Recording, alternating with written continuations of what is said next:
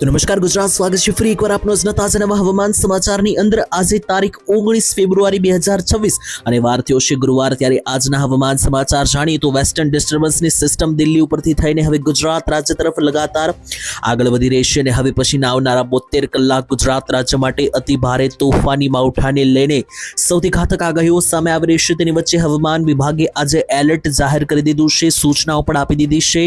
તેની વચ્ચે હવામાન નિષ્ણાત અંબાલાલ પટેલે પણ આગાહી કરી છે કે જે વેસ્ટર્ન ડિસ્ટર્બન્સની સિસ્ટમો છે ગુજરાતને દમરોળી શકે. ગુજરાતવાસીઓ ખાસ સાવચેત થઈ જજો, કારણ કે આવનારી કલાકો ગુજરાત રાજ્ય માટે ખૂબ ભારે. અહીંયા તમે લાઈવ જોઈ શકો કે ગુજરાતથી જસ્ટ 50 થી 60 કિલોમીટરના અંતરે રાજસ્થાન સુધી પહોંચી ગઈ છે આ સિસ્ટમ, અને આ સિસ્ટમ હવે લગાતાર આ રીતની નીચે તરફ આગળ વધી રહી છે. અને અત્યારે હાલ જ્યાં મિત્રો આ સિસ્ટમ છે ત્યાં તમે અહીંયા જોશો તો મિત્રો અહીંયા નજર મારીને જોઈ લો મિત્રો, કડાકા ભડાકા અને વીજળી જે છે તે ભૂક્કા બોલાવી રહી છે. પ્રોપર ચોમાસા જેવી મિત્રો સિસ્ટમ જે છે તે અહીંયા આકાર લેતી જોવા મળી રહી છે. તેની વચ્ચે હવે આ સિસ્ટમ જે છે તો મિત્રો ક્યાંથી કઈ રીતની આગળ વધશે તેના ઉપર આપણું ફોકસ છે. અને ખાસ તો આપણા રાજ્ય ગુજરાતને આ સિસ્ટમ કેટલી અસર કરી શકે, કઈ તારીખો સુધી અસર કરી શકે, જેના વિશે વાત કરવાની છે. અને ખાસ મિત્રો આવનારા 10 દિવસ સુધીનું પણ હવામાન કેવું રહેવાનું છે એના વિશે હું તમને વિસ્તારથી માહિતી બ્રીફલી આપવાનો છું આજના આ વિડીયોની અંદર. તો મિત્રો ટૂંકમાં આ વિડીયો જે છે તે તમારા માટે ખૂબ કામનો, ખૂબ જરૂરી રહેવાનો છે. તો વિડીયોને જે છે તે છેલ્લે સુધી ફરજિયાત જોઈ લેજો.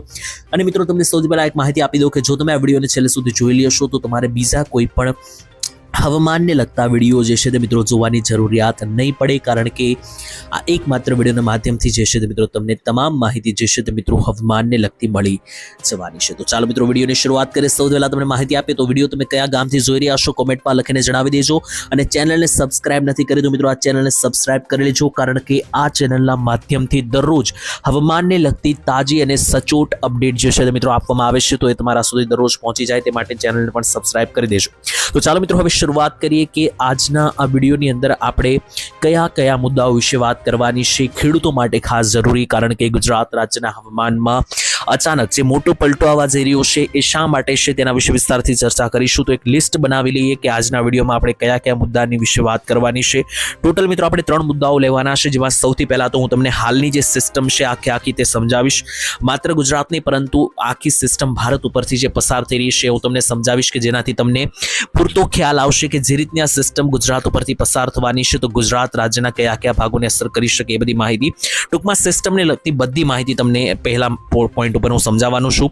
બીજા પોઈન્ટ ઉપર અને બીજા મુદ્દા ઉપર આજના આ વિડીયોની અંદર મારે તમને વાત કરવાની છે વરસાદ વિશે, એટલે કે વરસાદને લગતી બધી જ માહિતી આપણે આજના વિડીયોના બીજા પોઈન્ટની અંદર મેળવીશું, જેમાં એક ગામના નામ સાથેની માહિતી હું તમને આપીશ. તો એનાથી તમને ખ્યાલ આવશે કે વરસાદની આગાહી છે તો એ કયા કયા ગામની અંદર છે. ગુજરાતમાં તમારા ગામનું નામ પણ મિત્રો લેવામાં આવશે, જેથી તમને ખ્યાલ આવે કે તમારા ગામમાં કોઈ વરસાદની આગાહી આવનારા કલાકોમાં છે કે નહીં. અને સૌથી છેલ્લે મિત્રો ત્રીજા નંબર ઉપર મારે ખૂબ જ મહત્વની અપડેટ તમને આપવાની છે ઋતુ પરિવર્તનને લઈને અને આવનારી જે ભવિષ્યની આગાહીઓ છે તેમને લઈને, કારણ કે આગાહી ખૂબ જ ખતરનાક અત્યારે સામે આવી રહી છે. એક બાજુ મિત્રો હવામાન વિભાગે એલર્ટ પણ જાહેર કરી દીધું છે 4 જિલ્લાઓની અંદર માવઠાનું, ભારે માવઠાનું. અને બીજી બાજુ મિત્રો વાત કરીએ તો ખાસ કરીને મિત્રો જે છે તે તમને જણાવીએ તો એક ઋતુ પરિવર્તનને લઈને પણ અપડેટ આવી રહી છે. અને અંબાલાલ પટેલે પણ માહિતી આપી છે કે ગુજરાત રાજ્યની અંદર હવે માવઠા જે છે તે ભૂક્કા બોલાવી શકે આવનારી કલાકોની અંદર. તો એ બધી માહિતી મિત્રો વિસ્તારથી આપણે એક પછી એક ક્રમશઃ આજના આ વિડીયોની અંદર મેળવવાની છે. તો ચાલો શરૂ કરીએ. સૌથી પહેલા કેટલાક નકશા, કેટલાક ફોટોઝ જે સામે આવી રહ્યા છે હવામાનને દર્શાવતા, એના ઉપર આપણે નજર મારી અને ફોકસ કરીએ. તો જોઈ લો મિત્રો, તમને જણાવી દઉં ખાસ કરીને ગુજરાત રાજ્યની અંદર જે માવઠા પડવાને લઈને હવામાન ખાતાએ ઓફિશિયલી જે નકશો બહાર પાડ્યો છે એના ઉપર એક નજર મારી અને કયા 4 જિલ્લામાં એલર્ટ જાહેર કરવામાં આવ્યું છે એ સૌથી પહેલા જાણી લઈએ. તો જોઈ લો મિત્રો, આ નકશો જે છે તે ઓફિશિયલી હવામાન ખાતા દ્વારા 18 તારીખે જાહેર કરવામાં આવ્યો હતો અને 19 તારીખ આજે થઈ છે. ત્યારે આજે વહેલી સવારથી બપોર પછીથી લઈને મોડી રાત સુધી કયા ભાગોની અંદર એલર્ટ, તો જોઈ લો 4 જિલ્લા ગુજરાતના જે છે તે એલર્ટ ઉપર રાખવામાં આવ્યા છે માવઠાને લઈને, જેમાં 25% સુધીના માવઠાના ચાન્સ બનવાના છે. તો એના માટે સાવચેત થઈ જજો. સાબરકાંઠા, અરવલ્લી, મહીસાગર અને દાહોદ 4 જિલ્લામાં મેઘગર્જના અને માવઠા બંને આગાહી આપી દેવામાં આવી છે, એટલે કે માવઠું પણ પડી શકે, મેઘગર્જના એટલે કે કડાકા ભડાકા પણ જોવા મળી શકે. જી હા મિત્રો, કારણ કે જે સિસ્ટમ એમપી નજીક, મધ્યપ્રદેશ નજીક બની રહી છે એની એ સિસ્ટમને કારણે ભારે અતિ ભારે મેઘતાંડવની આગાહી છે. જોઈ લો મિત્રો, આ નકશાની અંદર તમને વિસ્તારથી આ સિસ્ટમ વિશે સમજી શકશો, કારણ કે અહીંયા મિત્રો આપણું ગુજરાત અહીંયા નીચેના ભાગમાં અહીંયા આવેલું છે, અને ઉપર જે આ સફેદ ભાગ તમે જોઈ રહ્યા છો, આ સફેદ ભાગ એ આખી સિસ્ટમ છે કે જે દિલ્હી ઉપરથી થઈને ગુજરાત નજીક જે છે તે મિત્રો આગળ વધવાની છે. અને મિત્રો જોઈ લો, સીધે આ સિસ્ટમના વાદળીય ભાગો આ રીતના ઉત્તર ગુજરાત લાગુના વિસ્તારોમાં તબાહી મચાવી શકે માવઠા રૂપે અને પવન રૂપે. ગઈકાલે મિત્રો જુઓ તો રાજસ્થાનમાં અતિ ભારે તોફાની તાંડવ જોવા મળ્યું છે, જેના ફોટા અહીંયા લાઈવ તમને દેખાડીએ. તો મિત્રો આ રાજસ્થાનનો જે જયપુર છે તેનો મિત્રો આ વિડીયો છે, અહીંયા તમને સમજાવીએ. તો મિત્રો જોઈ લો, જયપુરમાંથી આ મિત્રો આ ફોટો અને વિડીયો સામે આવ્યા છે, જેમાં ગુજરાત રાજ્યની અંદર જે બોર્ડરીય ભાગ છે ત્યાં જયપુર રાજસ્થાનમાં કરા સાથે વરસાદ પડ્યા છે, અને ગુજરાત જયપુરથી જાજુ આગું નથી, 300 થી 400 કિલોમીટરની રેન્જમાં આવે છે. તો જે આ કરા સાથેના વરસાદ છે મિત્રો આ ભાગોમાં પડ્યા છે, અને નીચે જ ગુજરાત રહેલું છે. તો એટલા માટે જ ગુજરાતમાં 19, 20, 21 અને 22 તારીખની અંદર જે છે તે ભારે માવઠા બની શકે. તેને લઈને મલાલ પટેલ અને ઘણા બધા નિષ્ણાંતો તરફથી પણ નવી આગાહીઓ સામે આવી છે. શું આગાહી કરી છે મલાલ પટેલ અને અન્ય નિષ્ણાંતો, એના ઉપર પણ ફોકસ કરીને તમને માહિતી આપીએ. તો મલાલ પટેલે આગાહી કરતા માહિતી આપી છે કે ગુજરાતવાસીઓ સાવચેત થઈ જજો, કારણ કે મલાલ પટેલની આગાહી મુજબ 22 તારીખ આસપાસ ગુજરાતના હવામાનમાં જે છે તે પલટો આવી શકે. ગુજરાતના ઘણા બધા ભાગોમાં માવઠાની સંભાવના અને શક્યતાઓ જે છે તે મિત્રો મજબૂત બની રહેશે આ તારીખ અને આ સમયગાળા તરફ આસપાસ, તેવું મિત્રો મલાલે પણ જણાવ્યું હતું. અને અત્યારે હાલ સિસ્ટમને જોતા પણ એવું લાગી રહ્યું છે કે આ ભાગોની અંદર તેની અસરો જોવા મળી શકે. બીજા નંબર ઉપર અત્યારે હાલ ગુજરાતમાં ઋતુ પરિવર્તન થઈ રહ્યું છે, તેના ઉપર પણ એક નજર મારીએ, તેના ઉપર ધ્યાન રાખીએ. અને ત્યાર પછી મિત્રો હું તમને માવઠા વિશે પણ એક માહિતી આપીશ. મેં તમને વિડીયોની શરૂઆતમાં જે કહ્યું હતું કે ગામના નામ સાથેની માહિતી આપવામાં આવશે, તો એ માહિતી જાણીએ એ પહેલાં હું તમને ઋતુ પરિવર્તન વિશે થોડું ઘણું સમજાવી આપું. મિત્રો અહીંયા જુઓ કે આ જે ગઈ તારીખ 18 તારીખનો નકશો છે, ને ગઈકાલે ક્યાં કેટલી ગરમી તાપ પડ્યો તેને લઈને, તડકો પડ્યો તેને લઈને આ નકશો સૂચવી રહ્યો છે. જેમાં જોઈએ તો મિત્રો ગુજરાતમાં હવે ઉનાળાની લગભગ શરૂઆત થઈ ગઈ છે, કારણ કે ગઈકાલે સૌથી વધારે ઉચ્ચતમ તાપમાન 34 ડિગ્રી ગયું હતું ડીસાની અંદર. ઉત્તર ગુજરાતના ડીસામાં 34 ડિગ્રી તાપમાન પહોંચી ગયું હતું. મધ્ય ગુજરાતનું સરેરાશ તાપમાન 31 ડિગ્રી રહ્યું હતું. દક્ષિણીય ગુજરાતનું સરેરાશ તાપમાન 30 ડિગ્રી.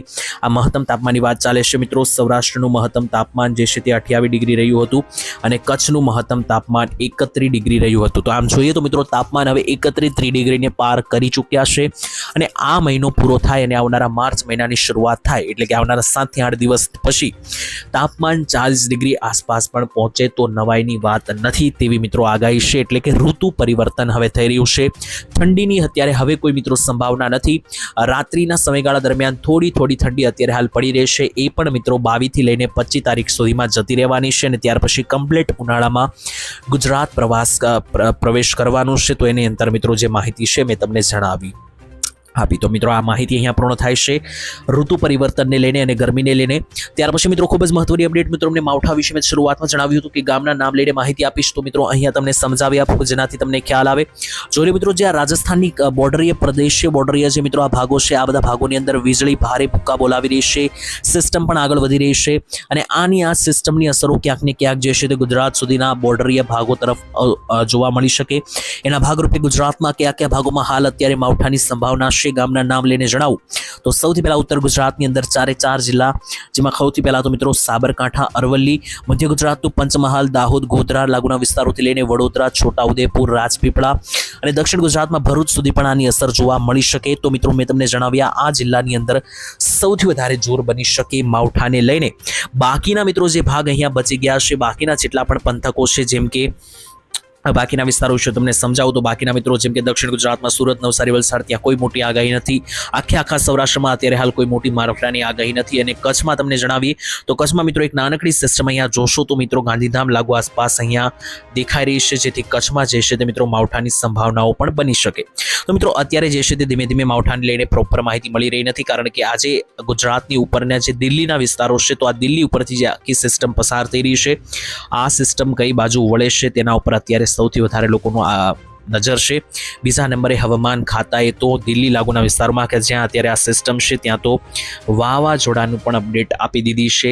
પરંતુ જો કે ગુજરાતવાસીઓએ કોઈ ડરવાની જરૂર નથી, કારણ કે આ વાવાઝોડાની કોઈ અસર ગુજરાતમાં જે છે તે મોટા ભાગે જોવા મળવાની નથી. પરંતુ આ જે સિસ્ટમ દિલ્હી અને ઉત્તરીય ભારતમાં બની રહી છે, કયા દિશા તરફ આગળ જાય છે તેના ઉપર ખાસ બધા લોકોની હવે નજર છે. અને એના વિશે જ આવતીકાલના વિડીયોની અંદર આપણે વિસ્તારથી સમજાવીશું અને માહિતી આપીશું કે આ સિસ્ટમ કઈ બાજુ જશે. આવતીકાલ સુધીમાં ખ્યાલ આવી જશે.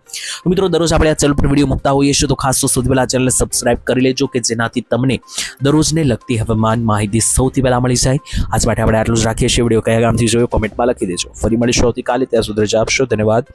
જય માતાજી, જય દ્વારકાધીશ.